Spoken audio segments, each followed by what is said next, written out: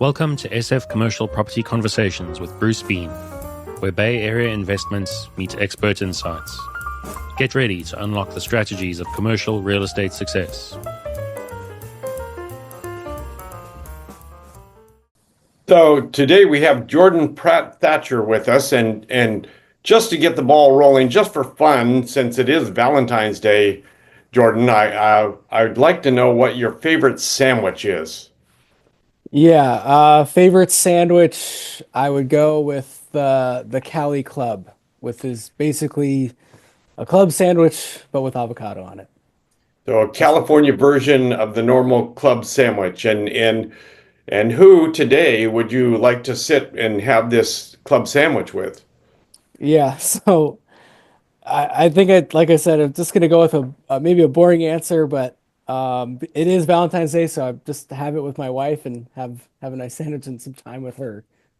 Well, I'm not gonna, we may have to cut out the boring part of it. So I think that's a very exciting day to have. Exciting sandwich and person to have your Valentine with. So Yeah. any rate, that's great. So past that, it looks like, did you grow up in uh, North Carolina? Where'd you grow up? No, it's a great question. So I grew up in Minnesota, and Oh, then when I graduated high school, then I went to school in North Carolina. So that's what kind of brought me over there. so where in Minnesota? Bloomington, so just a suburb of the Twin Cities, where Ah, the okay. Mall of America is. Okay, yeah, by the airport. Right by the airport. Yeah. Nice, nice. So that's kind of interesting. Were you a theater guy in high school?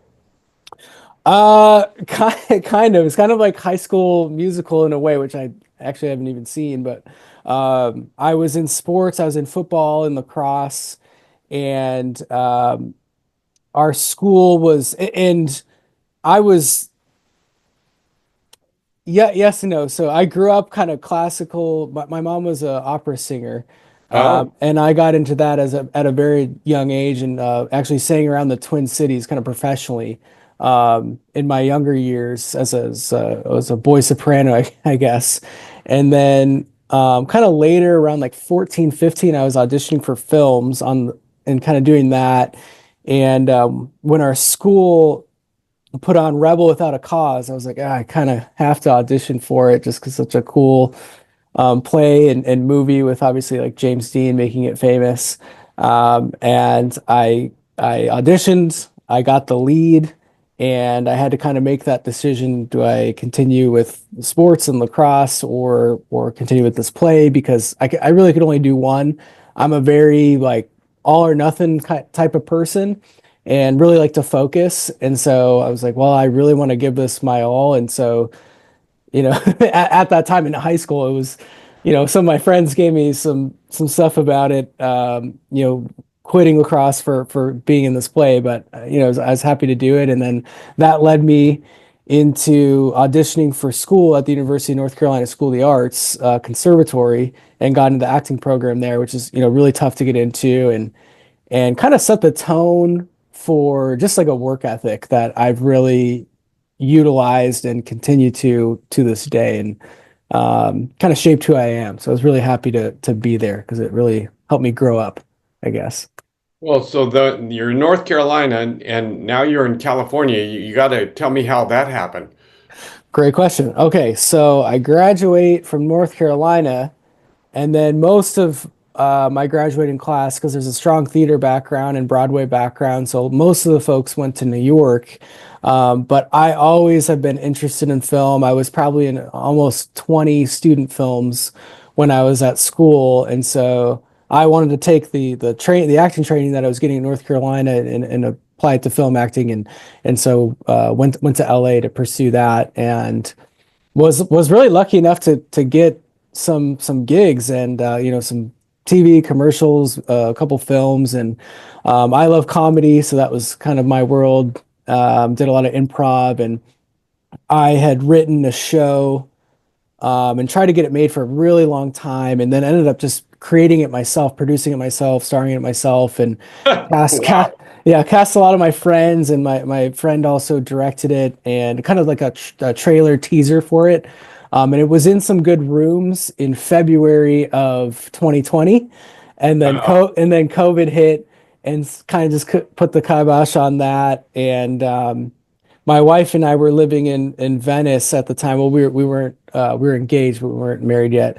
And when COVID hit, we moved up to the Central Coast because her family's from there, and just kind of never been back since. Just I love this area, and then went into to a shift, which is why I'm Um, now an insurance broker.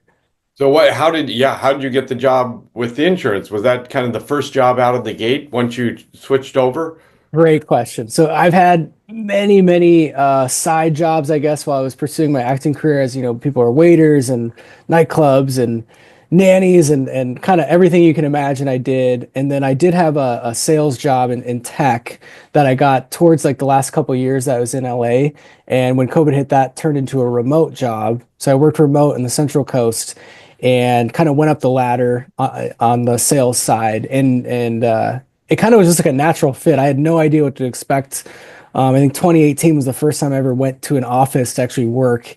And then within the first month, I had set like different sales records and whatnot. And I had no idea. I literally walked in like, oh, I hope I can figure this out because I just need to, make money and pay bills, and ended up taking off. So kind of leveraged all the skills that I learned in that job and ended up being like a global trainer as well. And then when I went in to become a producer, that's all really helped that transition because it's a crazy role being a producer. Producer being insurance producer? Great. Another great question. Yeah, and that was funny when I got the role. I was like, oh, it's the irony of it being called producer. But yeah, insurance broker and producer, they're one and the same. So I thought it was kind of funny. Yeah, yeah. Well, in a way, you're producing a story, you're producing a play in a way. I mean, sales is very scripted sometimes, so I can understand that. And it's also a lot of improv. So did you get training along the way from the tech firm or from the insurance firm? Training, how so? Sales training. Yeah, so I mean, I was a sales rep first, and Ah, then just really excelled at it, and then ended up kind of teaching folks my process because I had a lot of success with it. And then they moved me into the role of being a trainer, which then I became a global trainer because we had folks in other countries as well as around the country. So I trained folks, kind of my process. And again, I always go back to what I learned in school because it was always about the process. It was never about auditioning or whatnot. It was just solely like doing the work. And that's kind of what's kept me focused. And then yeah, then when I came into insurance, it was a whole new ball game to learn. But a lot of the skills that I picked up in the past, they've all really helped me move forward. so now you're in the crazy, crazy world of insurance, Yes. and what what are you seeing? What can you tell us about the current world of insurance? You know, it is pretty wild. Every day is different. I come into the day with a plan, and then usually stuff comes in, it just takes over. I know, as you do probably as well, the on the property side, especially in California, it's pretty crazy. It's pretty hairy, and I don't think with the fires that happened in LA, it's going to get any better. And then auto is another tough one, and then the excess market is just getting more and more expensive. So really on the broker side, it's the relationships that we have with our carriers and underwriters are really, really important to our insureds and our prospects and our clients because, we just get quotes that sometimes it's like a 30, 40, 50% increase, or sometimes even, on the property side, it can be even more that. And so it's like, what can we do to mitigate costs to just help these folks out that it's the same property that they've always had, and then now it can be night and day on pricing. So it's really up to us to tell that story to an underwriter of like, hey, this is why we should insure it this way. It's really we do have to get creative. And I get creative with, like how, especially on the property side, on the deductible, can we raise this deductible to an X amount where the insured is comfortable enough if they have to pay that money if they do have a claim, but at the same time, I don't want folks putting in a minor claim, so I really want you to utilize the insurance as like for the big, big claim, I guess. Right, right. Yeah. I mean, that's a fairly common way to do it is get that deductible up to the point where you could potentially pay for it or hopefully pay for it, and that hopefully reduces the insurance rate substantially. But so I am curious in your sales training, in your when you were a trainer, Mhm. what are some of the tips that you would give salespeople? Can you give us a clue on that? Yeah, that's a good question. My sales approach is really consultative. Like I want to have as much knowledge and information as possible. I don't want to like sell you. I can't stand that. And I felt the same way with acting. I wanted to know as much about a character who I was playing, and it's the same thing of whatever it is that I was selling. I didn't sell a fridge, but if it was, I would want to know all the different value points of whatever product that I was selling because I don't want to just sell on air. I can't stand that, to be honest. Yeah, no, that's cool. So you'd find out as much as you could about the client, you'd find out as much as you can about the product, and then from there you try and meld the two together. Exactly. I need to understand what your needs are and those levers that are going to help you go this way or the other, and then go from there. Because ultimately, it's up to you. Like I said, I'm not just trying to sell people a shiny piece of paper, which I think kind of that is what insurance is in a nutshell. Um, but it's really about what the client's needs are. Yeah, no, I can understand completely. So that makes a big difference. I assume you had some kind of books or whatever, some kind of materials that you would use to help people along the way in terms of sales training. Yeah, when I was training, I was pretty thorough in specific language that I like to use and just the value points that I like to hit and just make it make sense. I think that's the biggest obstacle that any salesperson approaches in any field is like, how can I make whatever it is I'm talking about to you, Bruce, make make sense? Right, So right. That you're not overwhelming them with all sorts of information and kind of pushing this thing down their throat like, oh, you've got to have this, and because of this or that bell or whistle, that you're trying to basically give them the information, let them make a reasonable, sensible a decision, and obviously build up trust in the process. yeah, exactly. I to my clients, I want to be a trusted advisor, a consultant, to be asked like different questions. I don't want to just be like, hey, let me just sell you this thing. I don't like that at all. Yeah, no, in commercial real estate, we can get that type of salesperson that all of a sudden you're just close, close, close, and sometimes it works, but it's not your style or my style. So anyway, that's always very, very interesting. So what do you think the future of insurance is going to look like here? Obviously, California, the commissioners came out with what, $1 billion request. Have you seen that? I Item? did. Yeah, and I don't know if were you talking about the one that was like a few months ago, or is there something even more recent that I I may have think there was missed? a recent one in the last few days that I heard about that where they were going to let the insurance companies increase their rates by $1 billion, but half of it had to be paid by the insurance companies, and half of it had to be paid for could be paid for by the clientele, by the policy owner. Yeah, so and we've been thinking that would happen, and I know exactly what you're talking about. So hopefully what happens is yes, the pricing will go up initially, but then you'll have companies compete against each other and then hopefully drive down the price for the consumer. I mean, Yeah, that's the goal at least. yeah, yeah. Um, like I said, we'll see what the fires in LA, what kind of impact those end up having. So how are you finding clients? Are you cold calling? How are you finding people to present policies to?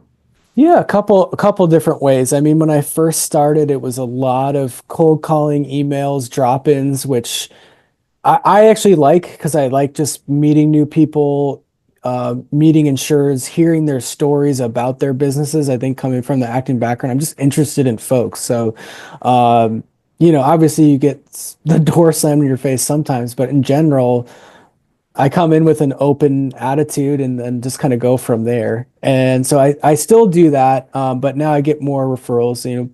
People call me when they need, assistance with whatever it is, maybe ag or construction. Those are or wineries. Those are probably my three niches right now. And then do a little bit of hospitality and other things as well.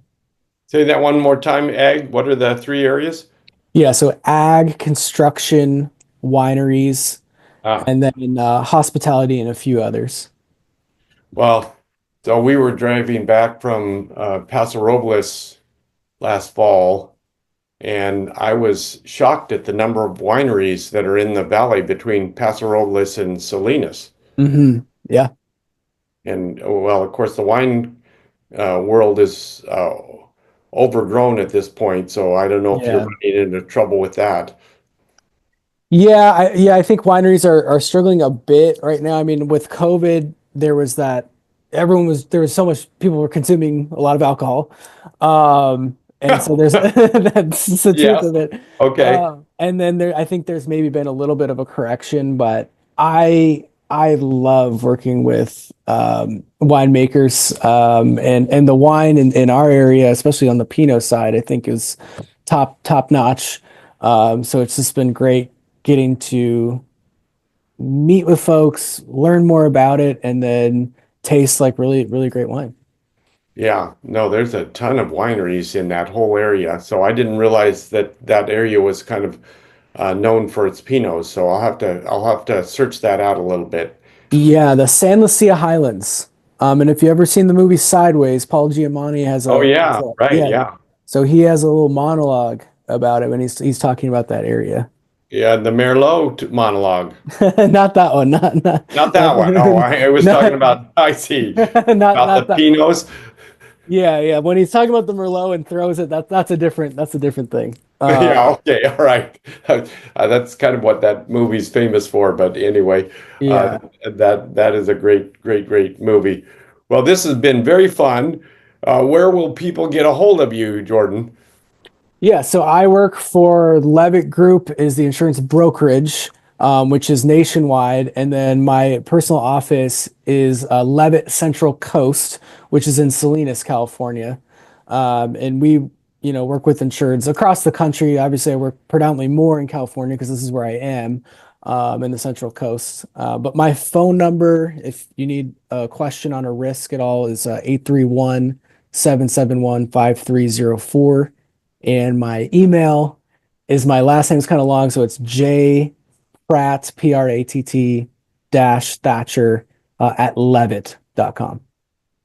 That is cool. So, you are the man.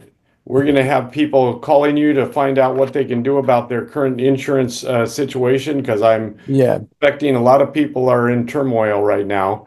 It's got to be a yeah, crazy world. So, yeah. And I mean, we can help out just to sorry to interrupt you, but I all right. specialize in commercial lines, so like your general liability, comp, auto, and then the professional lines, so E&O, D&O, EPLI, cyber, things of that nature. But then we also have employee benefits division, and then also personal lines division as well. So kind of covered all our bases. So you can sell insurance anywhere in the US? Yes, yeah, because we're nationwide, so we're able to do that. Yeah. So if you cover California or whatever, but you can bring in agents from all over the US if you need to. Yeah, so if someone needs something in Minnesota, which I'm from too, so or anywhere in North Carolina, wherever it is, we have offices there, so we can kind of write anywhere that's needed.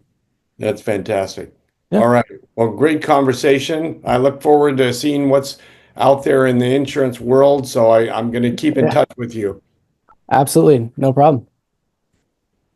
Very good. Talk to you soon. All right. That's a wrap on today's journey through the SF commercial real estate scene.